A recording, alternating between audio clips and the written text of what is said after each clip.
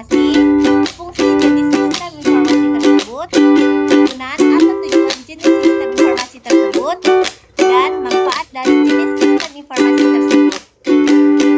Nah, jenis-jenis sistem informasi memiliki 10 jenis sistem informasi. Yang pertama, BPS, yang kedua, MPA, yang ketiga, EA, yang keempat, ARP, yang kelima, CRA, yang keenam, SCA, yang ketujuh, AIS, yang ke-8, KMS, yang ke-9, EIS, yang ke-10, OAS. Nah, banyak yang bertanya, apa itu sistem informasi? Sistem informasi atau SI adalah sebuah sistem formal, sosio-teknikal, dan organisasional yang dirancang untuk mengumpulkan, memproses, menyimpan, dan mendistribusikan informasi, menyediakan informasi untuk manajemen dalam mengambil keputusan, dan juga untuk menjalankan pemrograman dalam teknologi. Jenis sistem informasi yang pertama yaitu Transaction Forecasting System. Nah, Transaction Forecasting System ini diterjemahkan di Indonesia yaitu sistem pemrosesan transaksi. Nah, apa itu Transaction Forecasting System? Nah, Transaction Forecasting System adalah terkomputerasi yang mengolah semua transaksi bisnis perusahaan, khususnya berfokus pada transaksi data seperti pengumpulan, penyimpanan, modifikasi, pengambilan, pemrosesan, dan informasi. Sistem pemrosesan transaksi adalah melancarkan operasional dalam sebuah perusahaan dalam bentuk catatan transaksi, laporan data transaksi, dan menjaga integritas data.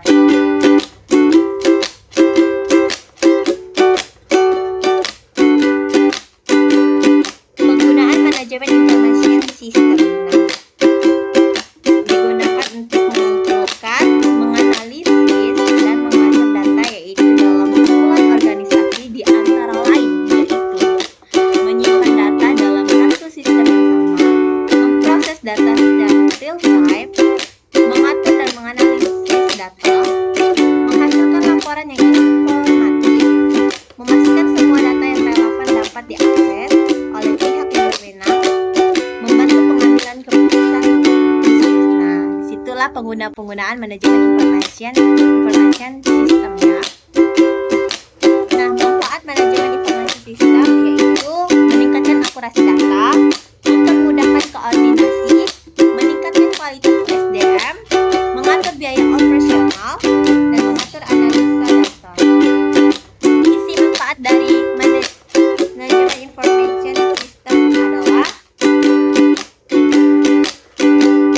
manfaatnya yaitu manajemen informasi sistem sangat diperlukan karena dengan adanya manajemen semua data teratur akurat dengan baik dan menyusun data, waktu, dan mengatur SDM dengan sangat baik dan lancar. Nah, itulah isi manfaat dan manfaat manajemen informasi sistem. Nah, manfaat manajemen informasi sistem yaitu meningkatkan akurasi data, mempermudahkan koordinasi, meningkatkan kualitas SDM, mengatur biaya operasional, dan mengatur analisa data. Isi manfaat dari manajemen information system adalah manfaatnya yaitu manajemen informasi sistem sangat diperlukan karena dengan adanya manajemen semua data teratur akurat dengan baik dan menyusun data, waktu, dan mengatur SDM dengan sangat baik. Dari sistem itulah isi manfaat dan menganalisis, menyaring data, merancang data, memberikan berbagai. Ini jenis sistem informasi yang ketiga, meningkatkan efisien dan melancarkan atau meningkatkan kualitas. System adalah sebuah komputer yang mendukung sebuah kebersamaan. Sistem informasi yang dirancang untuk membantu pengembalian keputusan organisasi. Dan education support system sangat berperan aktif dalam sebuah perusahaan karena dengan adanya education support system, organisasi dalam perusahaan akan berkembang dan berjalan dengan baik.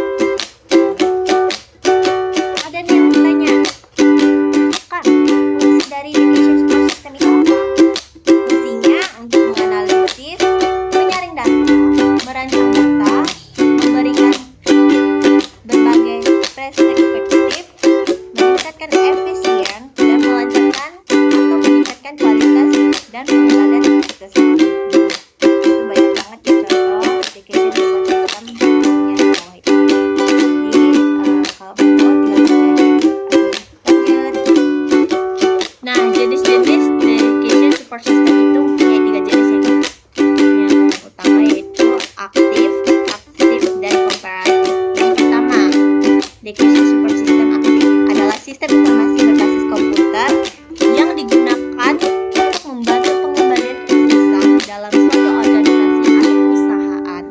Dedication Support System ini bekerja dengan mengumpulkan dan menganalisis data untuk membantu pengambilan keputusan, memahami situasi, dan membuat keputusan yang lebih baik. Nah, itu Dedication Support System aktif. Nah, lanjut. Dedication Support System pasif.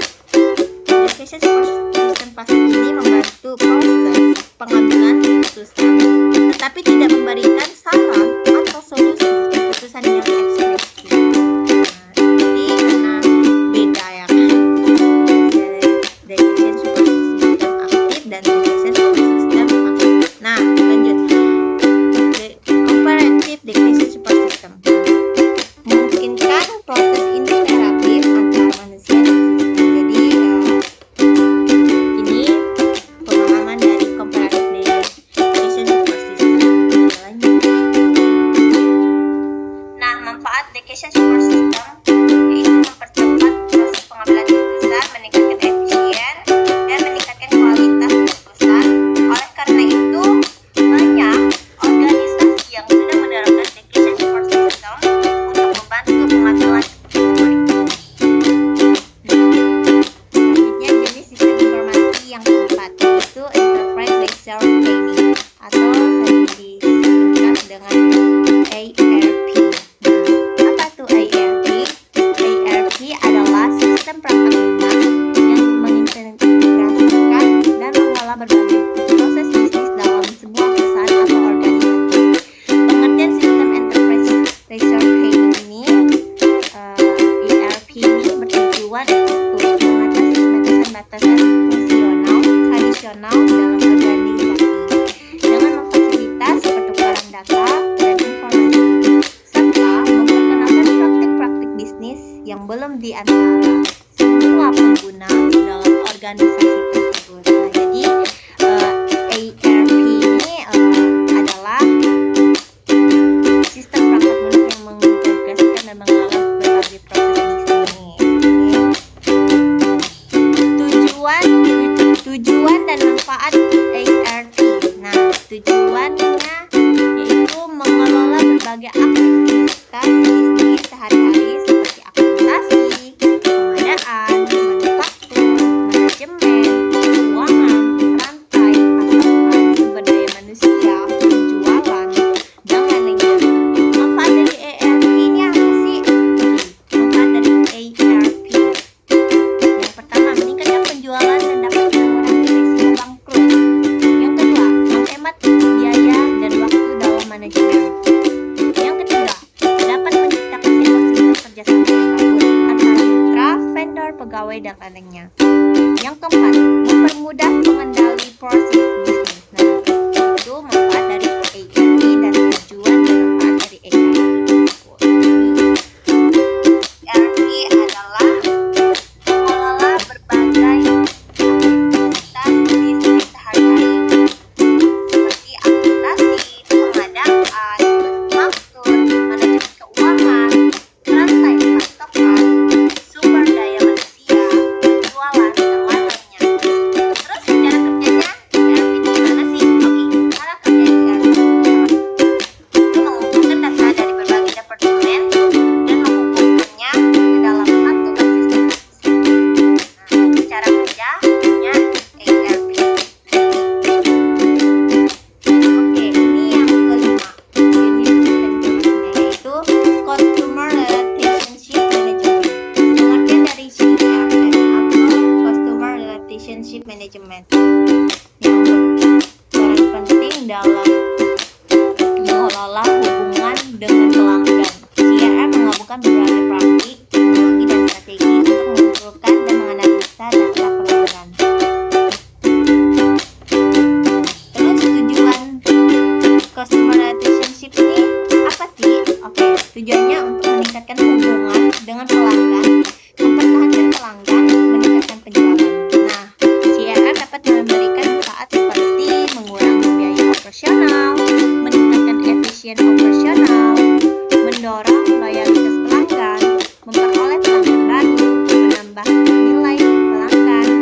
Terus CRM dapat mencakup berbagai aspek seperti pengelolaan hubungan dengan pelanggan, otomatisasi proses penjualan, dukungan pelanggan, analisis data, strategi pemasaran yang terpersonalisasi. Nah, CRM dapat diterapkan secara elektronik dengan menggunakan web browser, internet, serta lainnya termasuk email. Nah, jenis-jenis customer relationship management itu CRM, yaitu ada 5 jenis customer relationship management. Yang pertama, operasional, yang kedua analitis, yang ketiga kolaboratif, yang keempat manajemen, yang kelima strategi. Tapi ada 3 jenis utama CRM yang sangat paling penting dan paling utama, yaitu kolaboratif, analitis, dan operasional. Selanjutnya, komponen dan kemampuan umum sistem CRM meliputi yang pertama, otomatisasi pemasaran, yang kedua, otomatisasi tenaga penjualan, yang ketiga, otomatisasi pusat kontak, yang keempat, teknologi geolokasi, yang kelima, otomatisasi alur kerja, yang keenam, manajemen prospek, yang ketujuh, manajemen sumber daya manusia, yang kedelapan, analitik. Oke, itu komponen dan kemampuan umum sistem CRM. Nah, komponen sama kemampuan CRM ini banyak banget ya. Ini juga termasuk komponen dan kemampuan sistem CRM. Yang pertama, kecerdasan buatan AI. Terus yang kedua, manajemen klien. Yang ketiga, integrasi dengan perangkat lunak lainnya. Nah, itu adalah komponen dan kemampuan umum sistem CRM yang lainnya. Oke. Nah, fungsi CRM meliputi hal berikut seperti customer relationship management. CRM itu terus meningkatkan kepuasan dan loyalitas pelanggan. Yang pertama, meningkatkan kepuasan dan loyalitas pelanggan. Yang kedua, memperluas pangsa pasar. Yang ketiga, meningkatkan profitabilitas perusahaan. Yang keempat, menganalisis data pelanggan.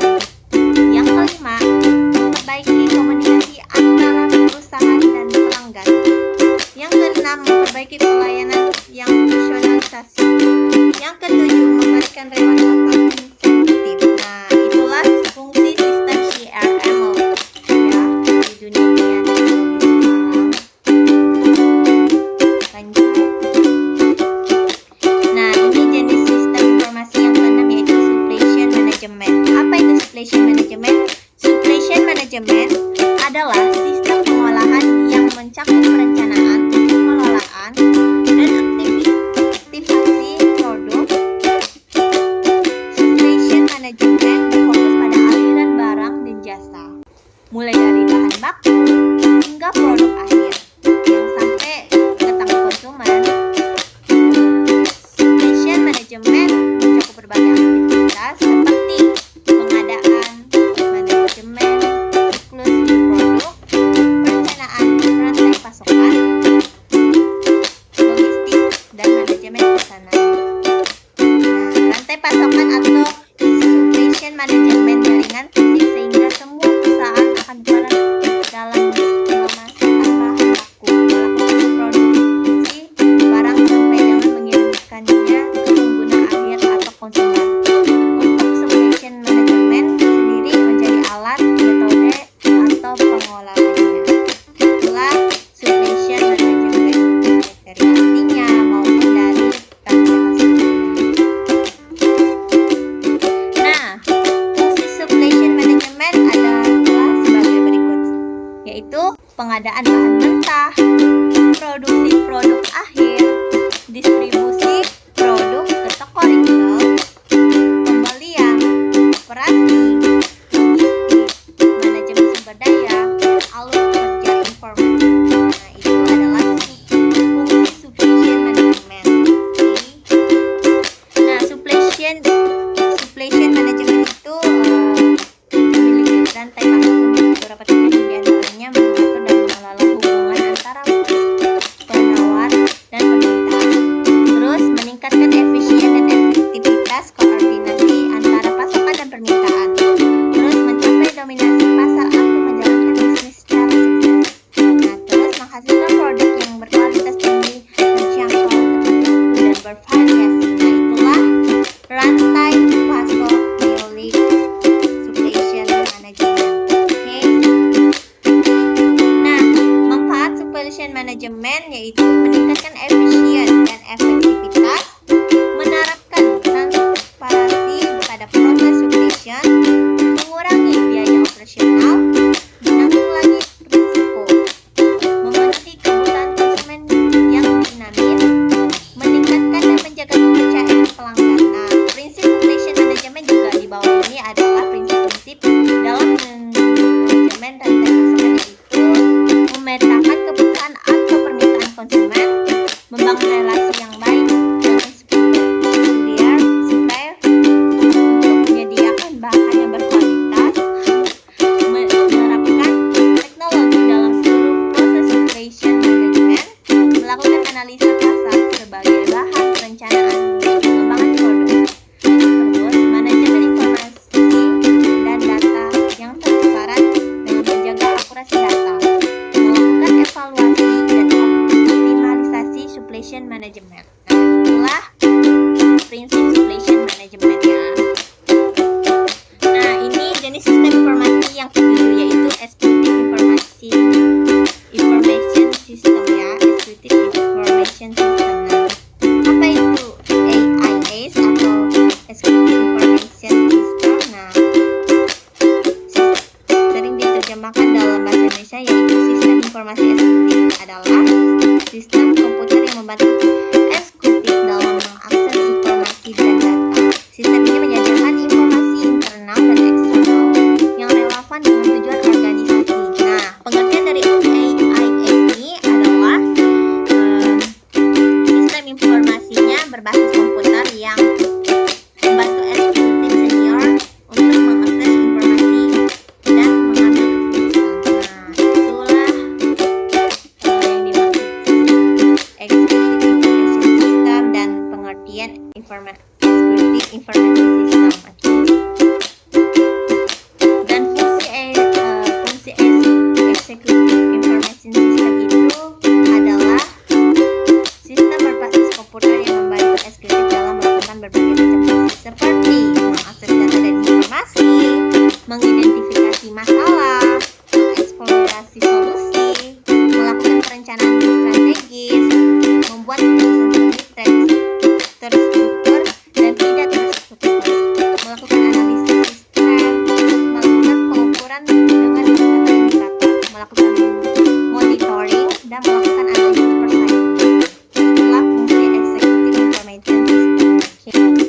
Nah, secara umum AIS ini adalah sistem informasi yang bisa digunakan sebagai efficiency support system yang membantu para eksekutif menganalisa, membandingkan dan menyoroti variabel penting keamanan laut sehingga mereka dapat memonitor pelanggaran di laut dan mengidentifikasi potensi terjadinya kriminalitas di beberapa wilayah, contohnya seperti wilayah 14, Aceh, banget gitu kan. Tapi ini kan bagian laut, jadi dibilang kan wilayah 14, 15, 16. Dan AIS ini dapat membantu eksekutif dalam mengambil keputusan yang tepat, akurat, dan cepat sesuai dengan fakta dan data yang ada. Beberapa karakteristik data yang digunakan AIS yaitu data yang telah dirangkum di real time, agregasi data dari basis data yang berbeda. Nah, banget ya, jadi kayak oh ya, ini berarti data yang berbeda, ini data ini data itu ya. Nah, tujuan AIS ini adalah untuk membantu eksekutif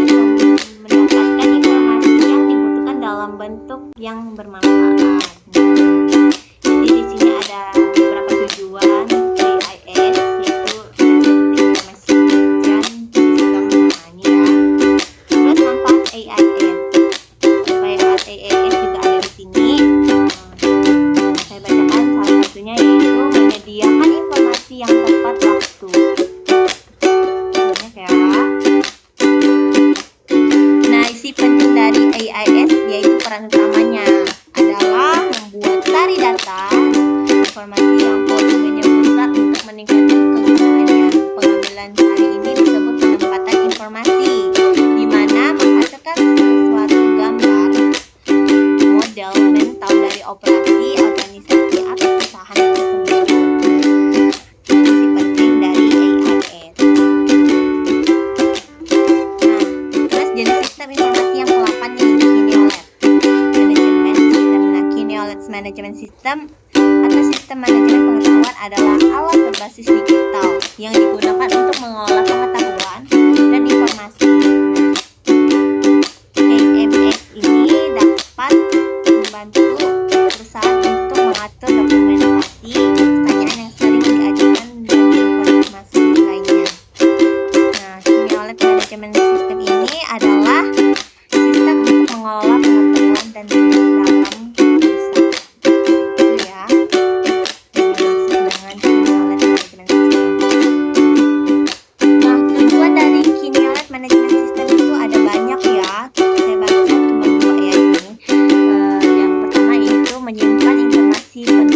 perusahaan atau organisasi. Terus yang kedua itu meningkatkan efisien dan produktivitas. Nah, tujuan dari Quinolet Management System itu banyak banget ya.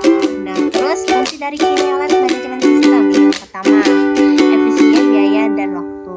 Yang kedua, menambah aset dan pengetahuan. Yang ketiga, mempermudah adaptasi perusahaan. Yang keempat, meningkatkan produktivitas. Yang kelima, mengoptimalkan proses pengambilan keputusan. Yang keenam, membantu perusahaan berinovasi.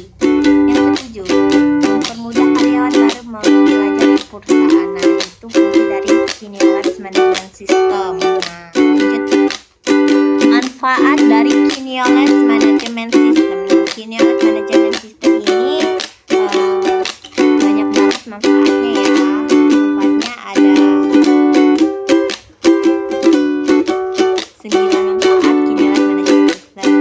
Yang pertama itu meningkatkan kepuasan kerja, terus meningkatkan efisien dan efektivitas, terus meningkatkan inovasi, membantu pengambilan keputusan yang lebih baik, membantu pemecahan masalah lebih cepat, membantu meningkatkan komunikasi, membantu meningkatkan kelincahan organisasi, membantu mendukung pertumbuhan dan perkembangan karyawan, membantu berbagi keahlian spesialis. Nah, itu manfaat dari Quinolet Management System.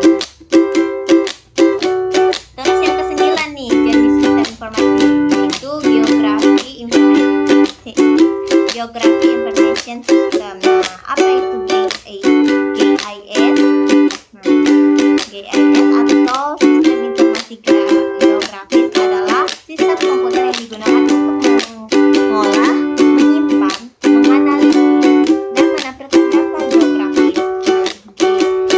GIS ini memadukan operasi basis data umum dengan visualisasi dan analisis geografis yang ditawarkan oleh data. Data yang digunakan oleh GIS dilampirkan ke lokasi yang unik seperti GPS. Oke. Nah, fungsi dari GIS itu yang pertama memvisualisasikan data, yang kedua mendukung pengambilan keputusan, yang ketiga menangani tantangan global, yang keempat mendukung partisipasi masyarakat. Nah, tujuannya yang pertama yaitu analisis data geografi. Nah, yang kedua pendidikan, yang ketiga ekonomi, yang keempat perencanaan logistik jalan raya, dan yang kelima investasi ilmiah, yang keenam pengelolaan sumber daya, yang ketujuh perencanaan pembangunan, yang ke-8 kartografi. Itu ya tujuan dari GIS atau Geographic Information System. Nah,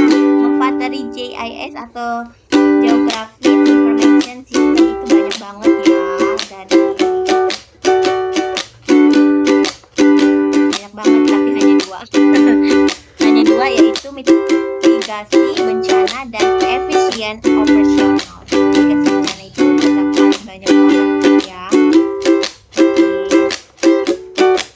GIS dapat digunakan untuk menganalisis kerentanan, merencanakan evakuasi, dan menentukan lokasi pengungsian, terus perencanaan wilayah, dan banyak. Dapat digunakan untuk perencanaan tata ruang, manajemen sumber daya alam, dan evaluasi risiko bencana, dan pendidikan, dan banyak lagi. Nah, efisien operasional apa sih yang termasuk dari efisien operasional? Yaitu GIS dapat digunakan untuk melakukan mapping, tracking, dan optimasi logistik. Nah, ada banyak juga ya. Ini adalah manfaat dari GIS atau Geographic Information System. Nah, jenis sistem informasi yang ke-10 yaitu Office Automation System. Nah, apa sih Office Automation System itu? Nah, Office Automation System atau sistem otomatis kantor yang itu adalah sistem yang menggunakan alat elektronik untuk mengotomatiskan pekerjaan kantor. Nah, pengertian dari Office Automation System ini adalah rangkaian perangkat lunak yang digunakan untuk mengotomatiskan dan menyederhanakan tugas-tugas administratif di dalam sebuah organisasi. Nah, itulah yang dimaksud dengan Office Automation System. Fungsi Office Automation System itu dan tugas Office Automation System banyak banget ya. Ini saya sebutkan satu saja ya. Yang itu yang pertama, mengotomatiskan pekerjaan yang sebelumnya dilakukan secara manual.